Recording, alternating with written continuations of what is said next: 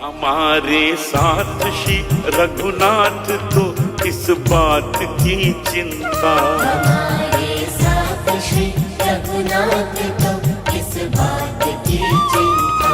शरण में रख दिया जब माथ तो किस बात की चिंता। हरे कृष्णा। सभी को सादर प्रणाम। ओम अज्ञानातिमृन्दस्य ज्ञानाञ्जनशलाकया चक्षुरुन्मीलितं येन तस्मै श्रीगुरवे नमः। नमो विष्णुपादाय कृष्णपृष्ठाय भूतले श्रीमते भक्ति वेदांत स्वामिने इति नामने। नमस्ते सरस्वते देवी गौरवाणी प्रचारिणे निर्विशेष शून्यवादी पाश्चात्य सितारिणे। हे कृष्ण करुणा सिंधु दीन बंधु जगतपते गोपेश गोपिका कांता राधा कांता नमस्तुते। तप्त कांचन गौरांगी राधे वृंदावनेश्वरी विश्वानुसुते देवी प्रणमामि हरि प्रिय। हरे कृष्णा कृष्णा कृष्णा हरे हरे, हरे राम राम राम हरे हरे। शिला प्रभुपाद की जय। रामं लक्ष्मण पूर्वजं रघुवरं सीतापति सुंदरम काकुत्स्थं करुणामयं गुणनिधि विप्रप्रियं धार्मिकं राजेन्द्रं सत्यसंधं दशरथ तनयं श्यामलं शांतमूर्ति वंदे लोकाभिरामं रघुकुलतिलकं राघवं रावणारिं।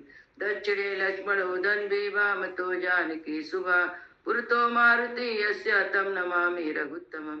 रामाय रामचंद्राय रामभद्राय वेदसे रघुनाथाय नाथाय सीताय पते नमः। सियावर रामचंद्र की जय, पवन सुत हनुमान की जय, वाल्मीकि रामायण की जय। आज 41वां अध्याय का पाठ होगा।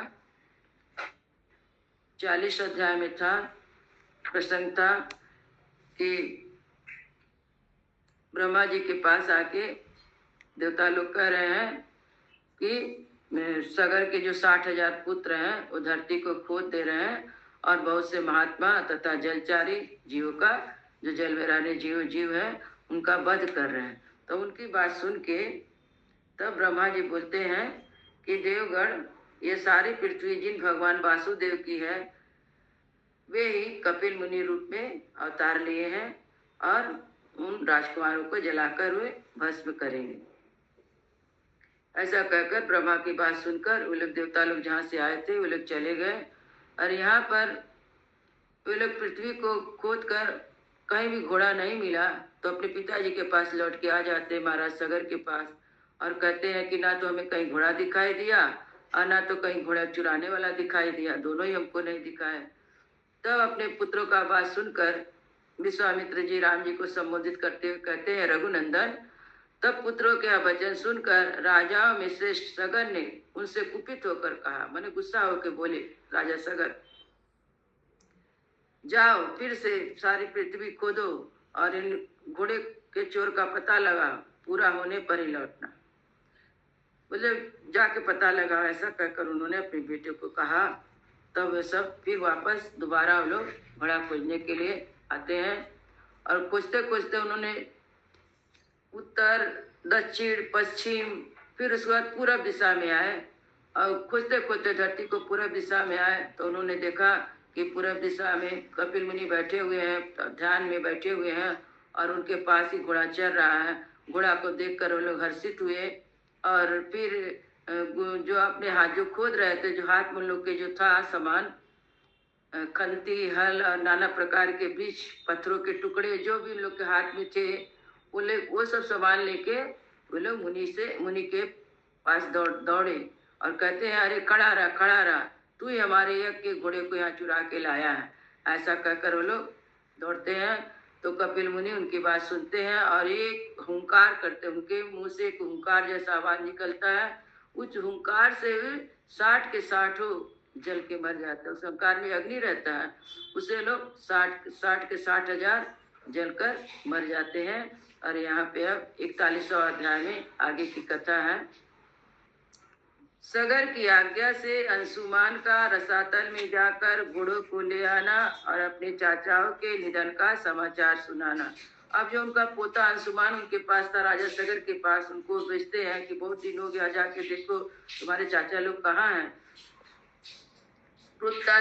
पुत्रांशिरंगाद गत्वा सगरो रघुनंदना नप्तारा ब्रवीत राजा दीप्यमानं स्वतेजसा विश्वामित्र कह रहे रघुनंदन, पुत्रों को गए हुए बहुत दिन हो गए। ऐसा जानकर राजा सगर ने अपने पौत्र अंशुमान से, जो अपने तेज से दीप्यमान हो रहा था, इस प्रकार कहा।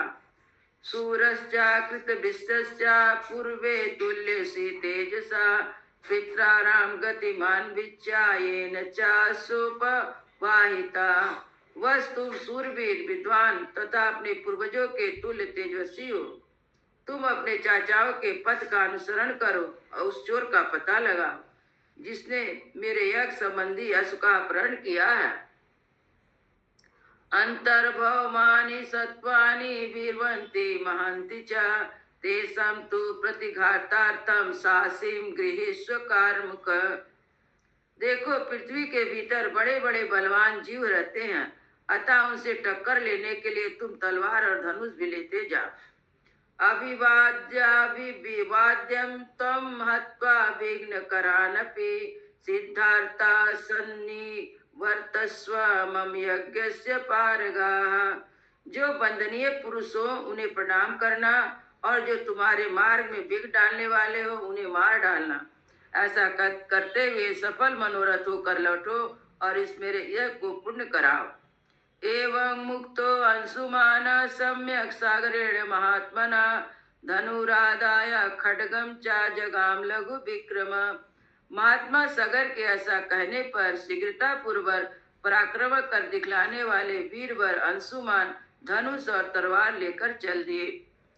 सा कथम पितृभिर्मार्गम अंतर्भौमं महात्मनि प्रपद्या नरश्रेष्ठा तेना राज्ञा विचाओदिता। नरश्रेष्ठ उसके महामनस्वी चाचाओं ने पृथ्वी के भीतर जो मार्ग बना दिया था, उसी से वह राजा सगर से प्रेरित होकर गया। जो उसके 60,000 चाचा थे, जो मार्ग बनाए थे खुद के पृथ्वी को, उसी खोदे हुए पृथ्वी को से सहारे वो चलते जा रहा था। देवदानेश्वरोच्चो भी पिचास पतरोग गरेहि पूज्यमान महातेजा दिशा गजमसुपत। वहाँ उस महातेजस्वी वीर ने, अंशुमान ने एक दिग्गज को देखा।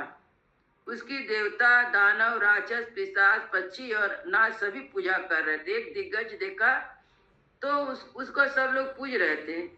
समतम प्रदीक्षिणं कृत्वा पिष्ट्वा चैव निरामयम् प्रतिंसा परिपच्छम वाजीरहर्तामेव च।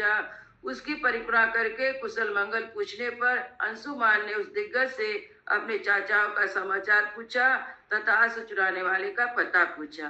फिर वह जो दिग्गज था उससे उसकी प्रदक्षिणा किया अंशुमान, और कुशल समाचार बताया कि मेरे चाचा कहाँ है और अश्व चुराने वाला कहाँ है, उनसे पूछा। दिग्गजस्तु तच्छ्रुत्वा प्रतुवाचा महात्मनि असमंजसकृतास्त्वं सहस अश्वा शीघ्रमेवसि। उसका प्रश्न सुनकर परम बुद्धिमान दिग्गज ने इस प्रकार उत्तर दिया। असमंजस कुमार, क्योंकि असमंजस के बेटे थे, असमंजस कुमार, तुम अपना कार्य सिद्ध करके घोड़ा सहित शीघ्र लौट आओगे। तस्तत वचनं श्रुत्वा सर्वानेव दिशा गजान यथा करम यथा न्यायम प्रष्टु समुपचक्रमे। उसकी आवाज सुनकर अंशुमान ने क्रमशः सभी दिग्गजों से न्यायानुसार उक्त प्रश्न पूछता हुआ आरंभ किया। तैसा सर्वे दिशे पाले ही वाक्य को विदा पूजितम स यज्ञस्य वाज्ञान्तासि अतिभि च ओदिता। वाक्य मर्म को समझने तथा बोलने में कुशल उन समस्त दिग्गजों ने अंशुमान का सत्कार किया और यह शुभकामना प्रकट की, तुम घोड़े सहित लौट आओगे। जो चारों दिशाओं में जो दिग्गज थे उनसे सब अंशुमान मिलते हैं, वे लोग उसका सत्कार करते हैं अंशुमान का, और उनको आशीर्वाद देते हैं कि तुम घोड़े सहित वापस आओगे। तेसम तद्वचनम श्रुत्वा जगाम लघु विक्रमा भस्म राशि कृता यत्रा पितरस्तस्य सागरा। उनका आशीर्वाद सुनकर अंशुमान शीघ्रता पूर्वक पैर बढ़ाता हुआ उस स्थान पर जा पहुंचा जहां उसके चाचा सगर पुत्र राख के ढेर हुए पड़े थे। साधुकम वसा दुष्वसापन्न स्व समंजसुता तथा चुक्रोश परमार्थस्तु बधाते सम सुदुखिता। उनके बस से असमंजस पुत्र अंशुमान को बड़ा दुख हुआ। वह शोक के वशीभूत तो अत्यंत आठ भाव से फूट फूट कर रोने लगा। यज्ञम चाहयम तत्ता चरंतम अविदूरतः ददर्शम पुरुष व्याघ्रो दुख शोक समन्विता। दुख शोक में डूबे हुए अंशुमान ने अपने यज्ञ संबंधी अश्व को भी वहां पास ही चढ़ते देखा। तासाते समराज पुत्राणाम कर्तु कामो जला क्रियाम सा जलार्ति महाते जाना चापप्य जलाशयम। महातेजस्वी अंशुमान ने उस राजकुमारों को जलांजी देने के लिए जल की इच्छा की, किंतु वहां कहीं भी कोई जलाशय नहीं दिखाई दिया। विसर्य निपुणाम दृष्ट्वा ततो अप्यसत खगाधिपा पितृणामातुलम रामा सुपर्णम अनिलोपमम। श्री राम, अब विश्वामित्र जी बोल रहे हैं राम जी को बोल रहे हैं श्री राम। तब उन्होंने दूर तक की वस्तुओं को देखने में समर्थ अपनी दृष्टि को फैलाकर देखा। दूर तक देख रहे हैं, उस समय उसे वायु के समान वेग वाले पक्षीराज गरुड़ दिखाई दिए। उनको पक्षीराज गरुड़ दिखाई दिए जो उनके चाचाओं सगर पुत्रों के मामा थे। साचैनम आवृतम वाक्यम वैनते महाबला माँ सुचा पुरुष व्याघ्रा बधोयम लोक सम्मता। महाबली विनीतानंदन गरुड़ ने अंशुमान से कहा, पुरुष सिंह शोक ना करो, इन राजकुमारों का वध संपूर्ण जगत के मंगल के लिए हुआ है। कपिलेना प्रमेणे दग्धम मे महाबला सलिलम नारसी प्रज्ञा दासो में सामिलौकिकम। विद्वान अत्यंत प्रभावशाली महात्मा कपिल ने इस महाबली राजकुमार को दग्ध किया है। इसके लिए तुम लौकिक जल की जलांधी देना उचित नहीं है। उन्होंने कहा, गरुड़ जी ने कहा कि कपिल मुनि ने इसको जलाया, 60,000 राजकुमारों को जलाया है, इनको जल से अंजलि देने से नहीं होगा। इनको गंगा हिमवतो ज्येष्ठा दुहिता पुरुषर्षभा तस्याम कुरु महाभावो पितृणाम सलिम क्रिया। राष्ट्रित महाबालो हिमवान की जो ज्येष्ठ पुत्री गंगा जी है, उन्हीं से जल से अपने इन चाचाओं का तर्पण करो। भस्मा राशि कृता नेता पल्वे लोक पायिनी तया किलमिदं भस्मा गंगाया लोक कांतया। षष्ठी पुत्र सहस्राणि स्वर्गलोकम गमिष्यति। जिस समय लोक पावनी गंगा राख के ढेर होकर गिरे हुए उन 60,000 राजकुमारों को अपने जल से अपलायित करेंगी, उस समय उन सबको स्वर्ग में पहुंचा देगी। लोक कमनीय गंगा के जल से भीगी हुई भस्म राशि इन सबको स्वर्ग में भेज देगी। बोलते हैं कि गंगा जी पृथ्वी से जब आएंगी, जब गंगा जी जब आएंगी स्वर्ग लोक से, तो यहाँ पे जब इन जल में पड़ेंगी तब इन लोग का उद्धार होगा। ऐसे साधारण जल से इन लोग का नहीं उद्धार होगा। निर्गच्छ स्वयं महाभागा संग्रिया पुरस्परा यज्ञम पैताम वीरम निर्वर्तीय तुम अर्हसि। महाभाग मुनि प्रवर वीर, अब तुम घोड़ा लेकर जाओ, अपने पिता माँ का यज्ञ पूर्ण करो। और उन्हें गरुड़ जी ने कहा कि तुम यज्ञ का जो घोड़ा यहाँ चल रहा है, इसको लेके जाओ और यज्ञ को पूर्ण करो। सुपर्णम वचनम सुत्वा सो अंशुमानति वीरवान त्वरितम हृदय मादाया पुनाराय महात्मना। गरुड़ की बात सुनकर अत्यंत पराक्रमी महातपस्वी अंशुमान घोड़ा लेकर तुरंत लौट गया। ततो राजन महासाध्याधिचितम रघुनंदना न्यावेद्यते यथा वृत्तम सुपर्ण वचनम यथा।